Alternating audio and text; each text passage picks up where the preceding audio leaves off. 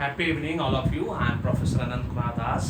आज मैं आप लोगों के साथ एक बहुत ही अच्छा ग्रुप डिस्कशन टॉपिक शेयर करने जा रहा हूँ। जानना चाहता है हिंदुस्तान कितना पैसा चाहिए एक राजनेता को ईमानदार बनने के लिए। जी हाँ, आपने बिल्कुल ठीक सुना। ये बहुत ही पुराना ग्रुप डिस्कशन टॉपिक है। मुझे याद है कि आज से 15 साल पहले मैंने डिस्कस किया था एक मैनेजमेंट कॉलेज में, मैनेजमेंट इंस्टीट्यूट में अपने बच्चों के साथ। और उस वक्त जो बच्चों का रिस्पांस आया था, ये 15 साल पहले की बात है। उस वक्त मोदी जी गवर्नमेंट में नहीं आए थे और बड़ा हॉट डिस्कशन हुआ था, डिबेटेबल था, है ना। बच्चों ने बहुत जमकर इसमें हिस्सा लिया था। उस क्लास में मुझे याद है एक बहुत बड़ा हॉल में हमने वर्कशॉप लिया था। 300 बच्चे थे। अब 300 बच्चों का ओपिनियन आज मैं बताऊंगा आप लोगों को कि इस टॉपिक के माध्यम से जानना चाहता है हिंदुस्तान। ये टॉपिक दिया गया था बच्चों को और इससे बच्चों का राय जानना था, ओपिनियन जानना था कि जानना चाहता है हिंदुस्तान कितना पैसा चाहिए, कितना पैसा चाहिए एक राजनेता को ईमानदार बनने के लिए। मतलब what is the cost of honesty in the eyes of politician. ईमानदारी की कितनी कीमत है एक राजनेता के नज़र में। मतलब उनको कितना पैसा चाहिए कि वो बेईमानी छोड़ सके, वो ईमानदारी से काम कर सके। क्या कभी आपने सोचा है इतना जो बेईमानी है, 99% पॉलिटिशियंस को हम लोग मानते हैं कि वो बेईमान है, बिल्कुल ईमानदार नहीं। 1% लोग आज भी ईमानदार है और उसी 1% ईमानदार लोगों के बल पर हिंदुस्तान चल रहा है, पूरा दुनिया चल रहा है। हम लोग बहुत फॉर्चुनेट है कि हमें बहुत अच्छे अच्छे ईमानदार लोग मिले हैं आज़ादी के बाद से, है ना। सबसे पहले सारा क्रेडिट गोज टू हमारे नेहरू जी, है ना। फिर हमारे इंदिरा जी, जिन्होंने इस देश को एक स्टेबल गवर्नमेंट दिया, क्योंकि कांग्रेस उस वक्त सबसे बड़ी पार्टी थी।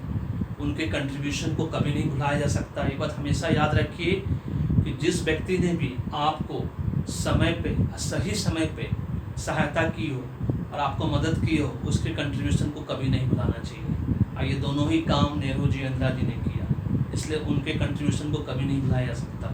Always remember. अब 7 साल 8 साल पहले हमारे रिस्पेक्टेड ऑनरेबल प्राइम मिनिस्टर हमारे नरेंद्र मोदी जी आए हैं। उनका काम तो और ज़्यादा सराहनीय है। अब वो उसमें इन्वेंशन कर रहे हैं, इनोवेट कर रहे हैं, डिस्कवरी कर रहे हैं। उनके काम को सराहा जा रहा है, उनके काम का क्रिटिसाइज भी हो रहा है ना।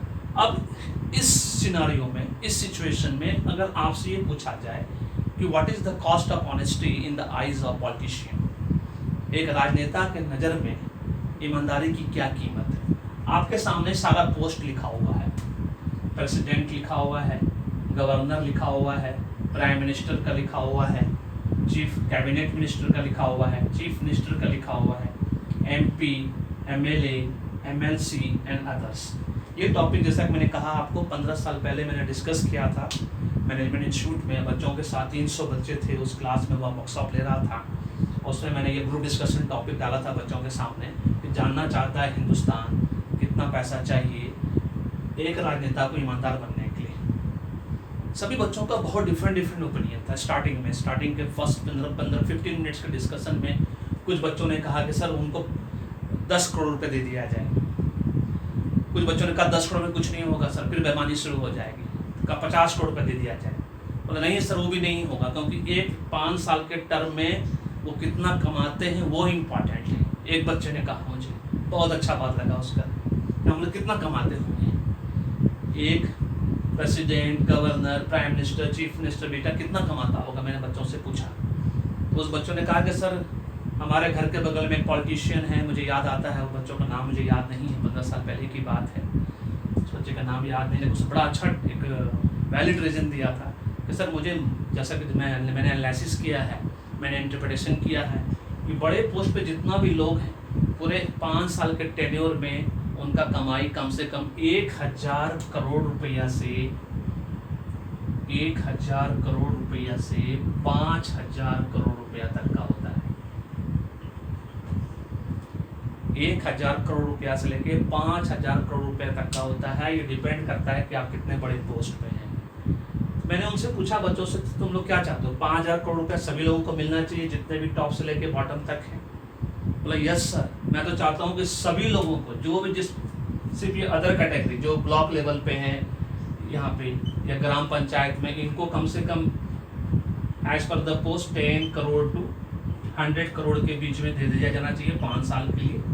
उसके बाद देखें, उसके बाद भी ये ईमानदारी से काम करते हैं कि नहीं करते हैं, क्योंकि इनकी ये 5 साल में इतना ही कमा सकते हैं, 100 करोड़ तो कमा सकते हैं, लेकिन इसके बाद जो है MLC, MLA, MP, chief minister, cabinet minister, prime minister, governor, president, ये 1000 करोड़ से 5000 करोड़ का मिनिमम कमाते हैं या कमा सकते हैं, maximum no limit, depending upon the project development, infrastructure, growth, improvement, development in one's country. तो हमने तुम लोग के हिसाब से अपने बच्चों से पूछा क्या चाहते हो, कितना पैसा मिलना चाहिए, कि उसके बाद ईमानदारी, आपको क्या लगता है, बच्चों से मैंने पूछा कि ईमानदारी खत्म हो जाएगी, बेईमानी खत्म हो जाएगी और ईमानदारी शुरू हो जाएगी। उनका कहना है कि सर अगर हर नेताओं को 1 लाख करोड़ रुपया दे दिया जाए 5 साल के लिए, तो हमें उम्मीद है कि उनकी सारी बेईमानी बंद हो जाएगी और सारे के सारे नेता ईमानदार हो जाएंगे। उस पर से एक बच्चे ने उठ के क्वेश्चन कर दिया कि इसके बाद भी अगर बेईमानी खत्म नहीं हुई, व्हाट नेक्स्ट, व्हाट नेक्स्ट। अगर 1 लाख करोड़ रुपए मिलने के बाद भी MLC, MLA, MP, chief minister, cabinet minister, prime minister, governor, president, सबको एक amount, same amount 1 lakh crore रुपया उनके बैंक अकाउंट में एकदम लीगल अमाउंट, वाइट मनी डाल दिया जाए हमारे ऑनरेबल प्राइम मिनिस्टर के द्वारा, एकदम सर्वसम्मति से, जनता के सर्वसम्मति से, एकदम वाइट मनी, क्या उसके बाद भी वो ईमानदार बनने को तैयार हैं और नहीं बनते हैं उसके बाद भी, व्हाट नेक्स्ट। ये क्वेश्चन मार्क बच्चों के पास जवाब नहीं था, and that was the group discussion topic कि इसके बाद भी क्या वो 1 लाख करोड़ रुपए लेने के बाद भी वाइट मनी के रूप में उसके बाद भी वो ईमानदार बन सकते हैं। And this is the big 5 question mark कि what is the cost of honesty in the eyes of politicians. So I will request, मैं रिक्वेस्ट करूँगा हमारे respected honourable president and prime minister से, क्या 1 लाख करोड़ रुपया लीगल मनी देने के बाद भी, वाइट मनी देने के बाद भी सारे राजनेताओं के बैंक अकाउंट में, उसके बाद आप उनसे ईमानदारी की उम्मीद कर सकते हैं। आप उनसे एक सर्वे कराइए, उनसे पूछिए, एक हिडन पॉल लीजिए, है ना, एक वोटिंग सिस्टम में, और फिर फाइंड आउट करिए क्या ये संभव है। अगर संभव है तो जरूर करिए, क्योंकि हम चाहते हैं कि हमारा देश एक ईमानदार देश हो, वर्ल्ड का सबसे बड़ा देश हो और वर्ल्ड का सबसे शक्तिशाली देश बने। वो तब संभव है जब हमारे देश के राजनेता ईमानदार होंगे। This is the conclusion part of this topic. So thank you so much, may God bless you, the happy day.